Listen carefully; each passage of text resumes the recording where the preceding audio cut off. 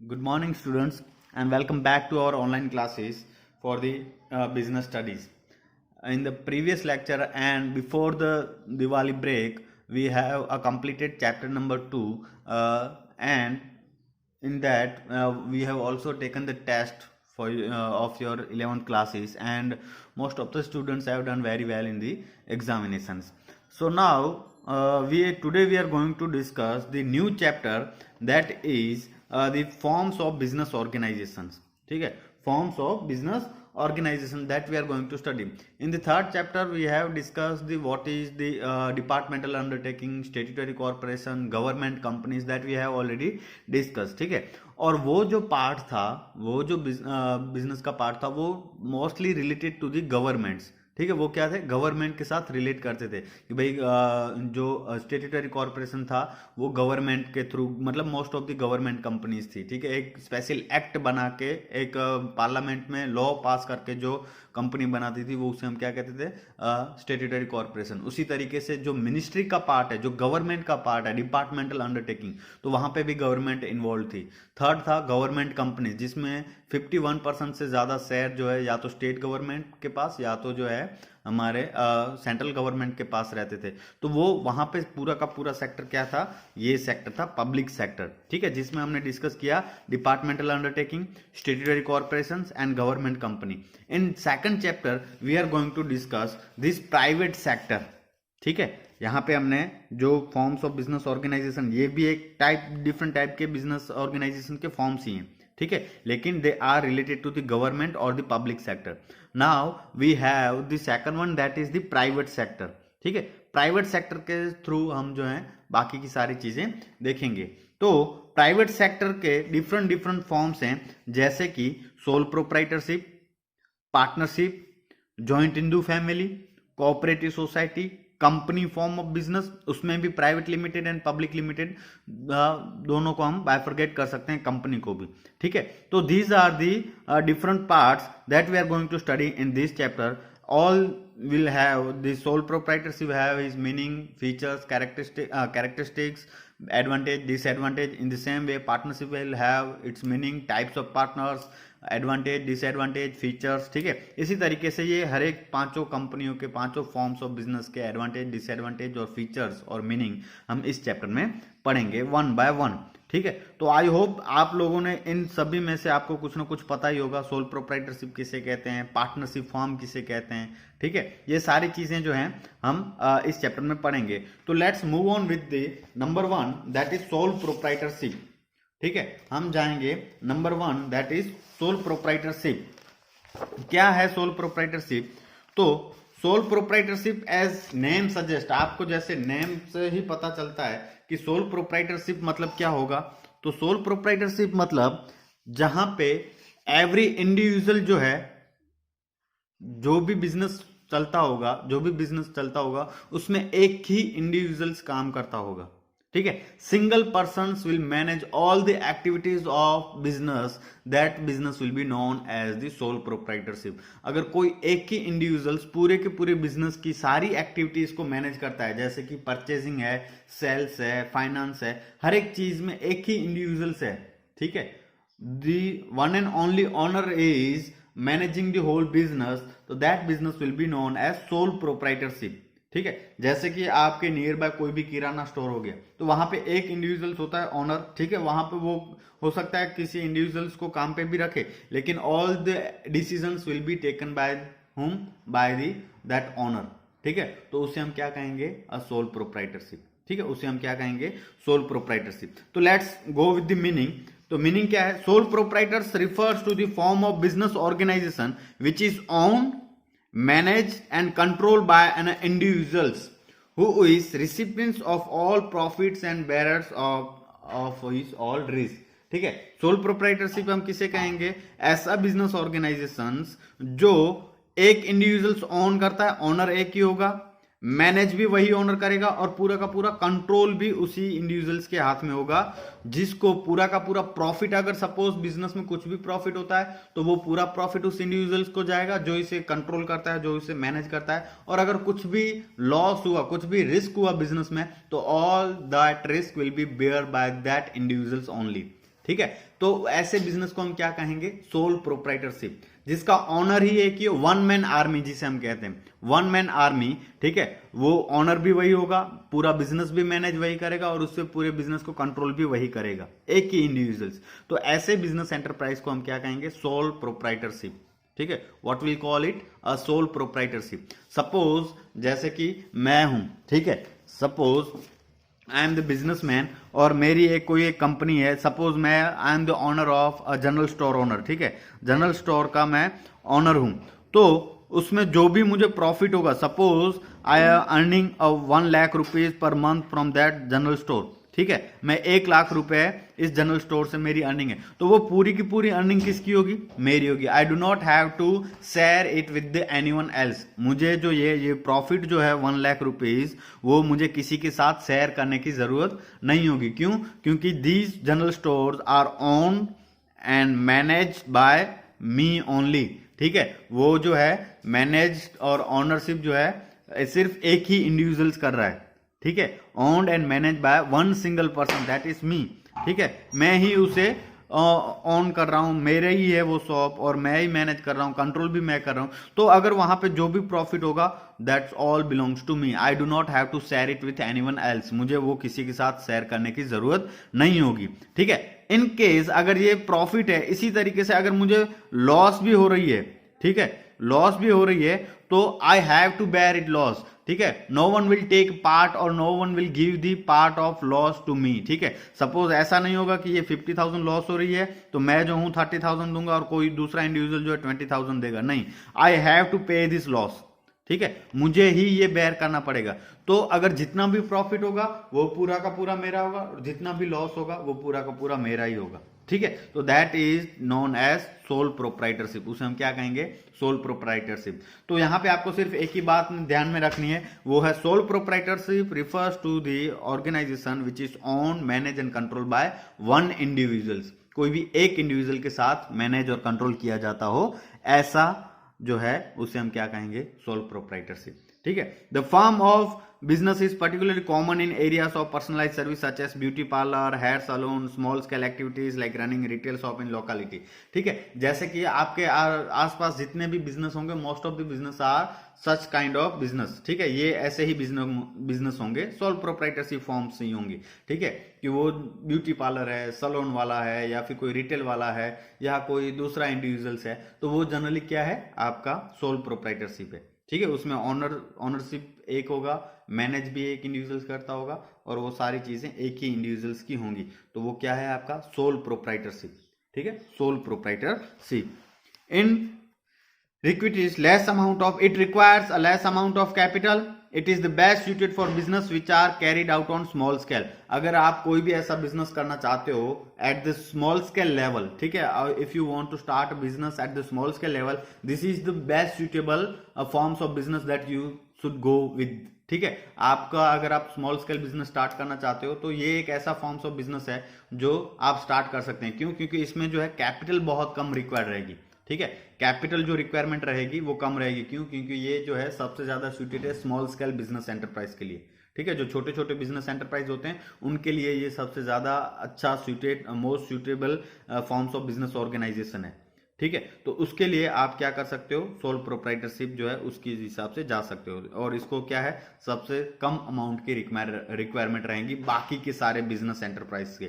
जैसे कि पार्टनरशिप है तो उसमें कैपिटल ज़्यादा लगेगी, हिंदू अनडिवाइडेड फैमिली है या फिर कोऑपरेटिव सोसाइटी है, तो comparison to that all this other private sectors enterprises, sole proprietorship require a very less amount of capital. उन्हें क्या चाहिए, बहुत ही कम कैपिटल की रिक्वायरमेंट रहेगी, ठीक है। यहाँ पे कुछ डेफिनेशंस दी गई हैं, जैसे कि sole trader is a type of business unit where a person is solely responsible for providing the capital, ठीक है। अब सपोज अगर मैं बिजनेस स्टार्ट कर रहा हूं, मैं सपोज अगर बार्बर शॉप या ब्यूटी पार्लर स्टार्ट कर रहा हूं, तो कैपिटल भी मुझे ही लानी होगी।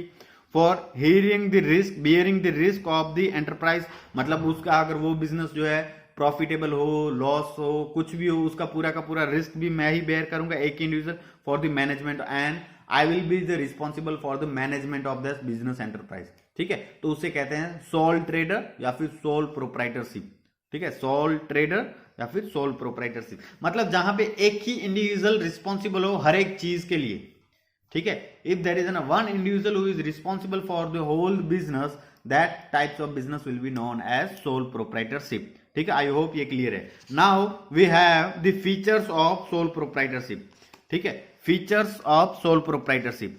उसमें क्या है, सबसे पहला formations and closures, business start करना और बिजनेस को बंद करना, it is very easy if you are dealing in sole proprietorship, ठीक है, बहुत ही इजी है। There is a no process that you have to do, there is a no longer और lengthy process you have to carry to start the business if you are doing the sole proprietorship, ठीक है। बहुत अगर बड़ी बड़ी cities में है, जैसे कि भुज में है या फिर अहमदाबाद में, at the time you required the licence from the local authorities, but you are dealing in your villages, at the time you do not need, और most of the business do not acquire that license, ठीक है, बहुत सारे business जो हैं वो licence भी नहीं लेते। तो स्मॉल प्रोप्राइटरशिप एक ऐसा बिजनेस है जो इजीली फॉर्म हो सकता है, ठीक है। आप अगर स्टार्ट करना चाहते हो तो आप क्या करोगे, अच्छा सा मुहूर्त देखो, जनरली जो लोग करते हैं अच्छा सा मुहूर्त देखेंगे, शटर ओपन कर देंगे, बिजनेस स्टार्ट हो गया, ठीक है। ये है सोल प्रोप्राइटरशिप का स्टार्टिंग।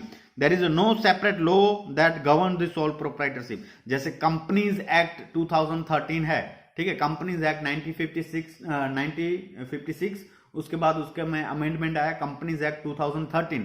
वो अगर आपको कंपनी स्टार्ट करनी है then you have to follow that law, ठीक है, जो गवर्नमेंट ने लॉ बनाया, रूल्स रेगुलेशंस बनाए, वो आपको फॉलो करने हैं। लेकिन if you are starting the sole proprietorship, there is no such law that you have to follow, वहां पे ऐसा कोई स्पेशल एक्ट नहीं है, स्पेशल लॉ नहीं है जो आपको फॉलो करना पड़े, ठीक है। You can start business, hardly any legal formalities are required to start the sole proprietorship business, बहुत ही कम ऐसी लीगल रिक्वायरमेंट होती हैं, कुछ डॉक्यूमेंट्स होते हैं जो आपको लेने पड़ेंगे अगर आपको ये बिजनेस स्टार्ट करना है, वो भी कहाँ पे, सिटीज में। जनरली विलेज में ये चीजें नहीं होती, ठीक है, जनरली विलेज में ये चीजें नहीं होती, कोई भी नगर पालिका का लाइसेंस की कोई भी रिक्वायरमेंट नहीं होती। हाँ, अगर आप भुज में कर रहे हो तो eight the time you need, ठीक है, वहां पे आपको जरूरत है, लेकिन बाकी के एरिया में भी बहुत ही कम लोग जो है लीगल फॉर्मेलिटीज करते हैं टू ओपन और to form the sole proprietorship, ठीक है। सोल प्रोप्राइटरशिप स्टार्ट करने के लिए बहुत ज्यादा लीगल रिक्वायरमेंट भी नहीं है, though in some cases it may require license, ठीक है, कुछ केसेस में लाइसेंस की जरूरत रहती है। जैसे कि रेस्टोरेंट अगर आपको ओपन करना है तो आपको वो खाने पीने वाला जो लाइसेंस होता है वहां से आपको नगर पालिका से लेना होता है, वो आपको लेना पड़ेगा रेस्टोरेंट के लिए, ठीक है। तो रिटेल शॉप के इतना जरूरी नहीं है। तो ये सारी चीजें डिपेंड करती हैं, ठीक है, कि लाइसेंस और फॉर्मेशन जो है बहुत ही ईजी है। फॉर्मेशन जो है स्टार्ट करना, सोल प्रोप्राइटरशिप स्टार्ट करना बहुत ही ईजी है, ठीक है, उसमें कोई भी यहाँ पे लीगल फॉर्मेलिटीज नहीं होंगी। Now closure of the business can also be done easily. Closure मतलब suppose you think you have started the business, now you are thinking that this business is not working and you are not earning enough profit from this, ठीक है, ये business जो है काम नहीं कर रहा है और आपको इससे जो आपने सोचा था वो प्रॉफिट आपको नहीं मिल रहा है, and now you want to close down this business, तो वहां पे भी कोई लीगल फॉर्मेलिटीज नहीं है बिजनेस बंद करने में भी, आप शटर डाउन कर दो, बिजनेस बंद, ठीक है। तो closure of the business can also be done easily, thus there is an easy proposal personal property to repay the firms डेब्ट, ठीक है। अगर वहां पे आप जो है बिजनेस भी इजीली स्टार्ट कर सकते हैं और क्लोज डाउन करना है तो भी आप इजीली क्लोज डाउन कर सकते हैं। ये एक फीचर्स है किसका, सोल प्रोप्राइटरशिप का, ठीक है। सोल प्रोप्राइटरशिप का एक फीचर है, it is very easy to start this business and it is very easy to close down this business, ठीक है। वो आप बिजनेस स्टार्ट भी इजीली कर सकते हो और आप क्लोज भी अच्छी तरह इजीली कर सकते हो, तो ये एक फीचर्स है। उसके बाद है अनलिमिटेड लायबिलिटी। ये वर्ड आपको समझना बहुत ही जरूरी है क्योंकि आने वाले चैप्टर्स में, आने वाले टॉपिक्स में, बाकी के सारे हैं वो, ये पूरे चैप्टर में ये वर्ड बार बार आएगा, ठीक है। Unlimited liability, what do you mean by unlimited liability?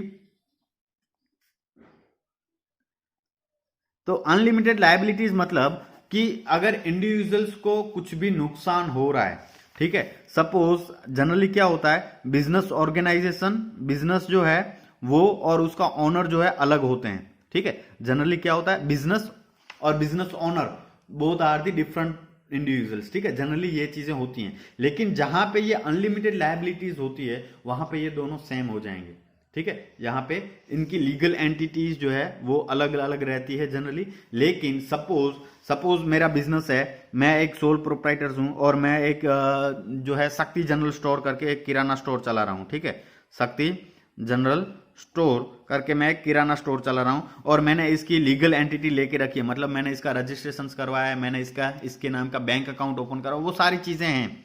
ठीक है, शक्ति जनरल स्टोर के नाम की सारी चीजें, that means he is a legal entity.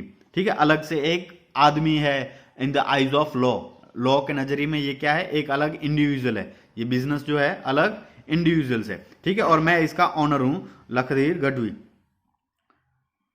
ठीक है, अब मैं इसका ऑनर हूं और ये बिजनेस जो है सिर्फ मैं ही हैंडल कर रहा हूं, मतलब ये क्या है, सोल प्रोप्राइटरशिप है।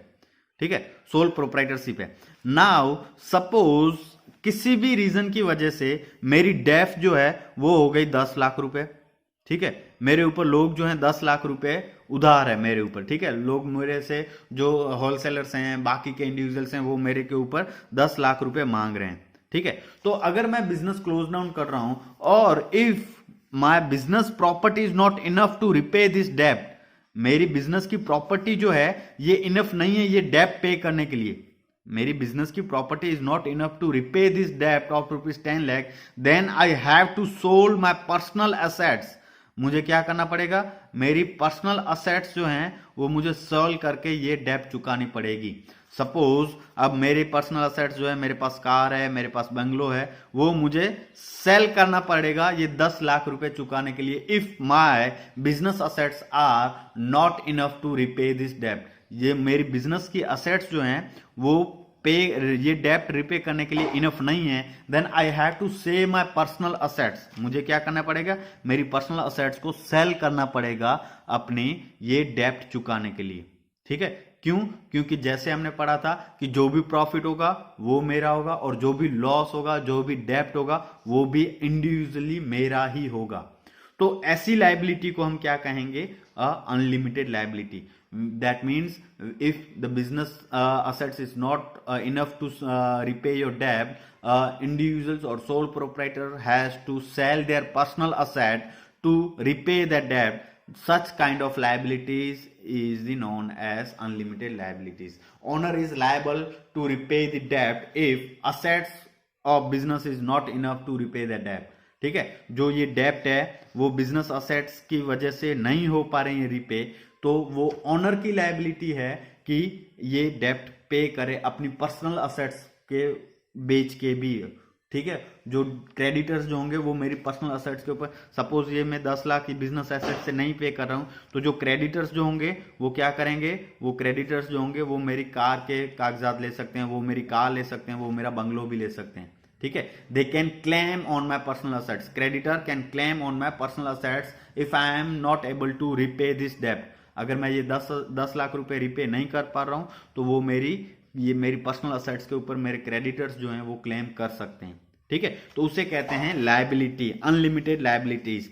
Sole proprietors have unlimited liabilities. ठीक है, सोल प्रोप्राइटर्स क्या होगा, अनलिमिटेड लायबिलिटी होगी। This imply that owner is personally responsible for payment of डेब्ट in case of assets of business are not sufficient to meet all our debts. मतलब कि जो owner है बिजनेस का वो पर्सनली लायबल है, पर्सनली रिस्पॉन्सिबल है to repay all the debts if the business assets is not enough to repay the डेब्ट। जो बिजनेस की जो असेट्स हैं वो इनफ नहीं है रिपे करने के लिए, तो कौन रिस्पॉन्सिबल है, ऑनर ऑफ द बिजनेस। ठीक है, ऑनर ऑफ द बिजनेस, तो उसे अपनी personal asset, in such case owners personal possession such as his personal car और others assets could be sold for the repaying the डेब्ट। मतलब कि इसमें क्या होगा कि अगर बिजनेस ओनर जो है वो रिपे नहीं कर पा रहा तो बिजनेस ओनर की पर्सनल पोजेशन, पर्सनल असेट्स जो हैं वो भी सेल करनी पड़ेंगी उसे वो डेब्ट रिपे करने के लिए। ठीक है, जैसे यहाँ पे एग्जांपल दिया है, the total outside liability of ABC dry cleaner a sole proprietor of firm is 6 lakh at the time of dissolution। मतलब जब बिजनेस बंद कर रहा था तब ABC ड्राई लिमिटेड जो है उसकी 6 लाख रुपए जो है डेब्ट है, उधार है मार्केट में। ठीक है, but it's assets is 4 lakh only. मतलब ABC ड्राई क्लीनर की असेट्स कितनी है, 4 लाख है, लेकिन उसकी उधार कितनी है, 6 लाख है। In such situation the proprietor will have to bring the 2 lakh from his और पर्सनल सोर्स। ठीक है। अगर ऐसा केस हो रहा है तो इसका जो ऑनर है, जो सोल प्रोप्राइटर है, जो प्रोप्राइटर है इसका, उसको क्या करना पड़ेगा, 2 लाख अपने हिसाब से उसे पर्सनली कहीं से लेके आना पड़ेगा, तब जाके ये मार्केट में चुका पाएगा। ठीक है। His personal source even if he has to sell his personal property to repay his firm's डेब्ट। बिजनेस का जो भी डेब्ट है वो रिपे कौन करेगा, ये ऑनर कहीं से भी लेके आके। ठीक है। ओके, उसके बाद थर्ड है sole risk bearer and profit recipient. ठीक है, मतलब सोल प्रोप्राइटर जो है वो एक ही इंडिविजुअल है, तो he is the only one who will bear the risk of business. ठीक है, एक ही इंडिविजुअल है तो वो क्या करेगा, पूरा का पूरा रिस्क वही उठाएगा, और अगर risk he is the only one who is taking the risk, then he is the only one will receive the all the profit. ठीक है, जो भी प्रॉफिट होगा पूरा का पूरा इस एक ही इंडिविजुअल्स का होगा, और पूरा का पूरा रिस्क भी वही उठाएगा। अगर कोई रिस्क दूसरा उठा रहा है साथ में तो उसे भी पार्ट देना पड़ेगा, तो वो पार्टनरशिप हो जाएगी। यहां पे सोल प्रोप्राइटरशिप में क्या होगा, only one individual who face the risk of business and he is the only one who receive all the profit और the losses whatever is happen. ठीक है, जो भी चीज होगी वो एक ही इंडिविजुअल्स होगा इसमें। ठीक है, now fourth one is the control. The right to run the business and made all the decision lies absolutely with the sole proprietorship, sole proprietor. ठीक है, कि मतलब कि whatever the decisions will be made only there is an one and he has to not to take the consultations और not to take any advices from, मतलब वो ना तो किसी के साथ कंसल्टेशंस करेगा, ना ही उसे किसी के साथ कंसल्टेशन करने की जरूरत है। He is the only one who take the decisions. वो सोल प्रोप्राइटर ही एक ऐसा इंडिविजुअल है जो पूरा का पूरा बिजनेस अपने हिसाब से डिसीजंस लेगा, पूरी की पूरी सारी चीजें अपने हिसाब से करेगा। He can carry out plans without any interference from others, मतलब कोई भी दूसरा इंडिविजुअल इसमें इंटरफियर नहीं करेगा। ही is the only one who has the control of business. ठीक है, सोल प्रोप्राइटर ही एक ऐसा इंडिविजुअल है जिसके पास पूरा का पूरा कंट्रोल रहेगा। और now number 5 that is no separate entity. No separate entity मतलब कि लॉ की नजरिए में ये दोनों अलग नहीं है। सोल प्रोप्राइटरशिप बिजनेस फर्म और सोल प्रोप्राइटर खुद दोनों एक ही हैं। ठीक है, दोनों एक ही हैं, दोनों अलग अलग एंटिटी नहीं है। In the eyes of law both are the one. ठीक है, both are the single. In the eyes of law मतलब लॉ के नजरिए से, हमारे कानून के नजरिए से, no distinction is made between the sole trader and इस बिजनेस। मतलब कि मैं हूं, ठीक है, लखदीर गढ़वी, और जो शक्ति जनरल स्टोर है वो दोनों अलग नहीं है, एक ही हैं। ठीक है, in the eyes of law sole proprietor और जो बिजनेस है वो दोनों क्या है, सेम टू सेम ही है, एक ही इंडिविजुअल है, दोनों अलग अलग इंडिविजुअल्स नहीं है। ठीक है, as business does not have an identity separate from his owner. जो बिजनेस है उससे सेपरेट आइडेंटिटी नहीं है, बाकी के में होगी, यहाँ पे नहीं है। ठीक है, the owner therefore has the responsible for all the activities. इसी वजह से ओनर जो है पूरे के बिजनेस में जो भी चीजें हो रही हैं इसके लिए एक ही इंडिविजुअल रिस्पॉन्सिबल है, वो है सोल प्रोप्राइटर। ठीक है, तो these are the features and meaning of the sole proprietors, and with this we are ending today's lecture, and in the next lecture we will study the advantage and disadvantage of this types of this form of business enterprise। ठीक है, ये जो soul proprietors है उसके advantages क्या हैं, उसके disadvantages क्या हैं, वो हम नेक्स्ट लेक्चर में पढ़ेंगे। ठीक है, okay, thank you very much and have a good day.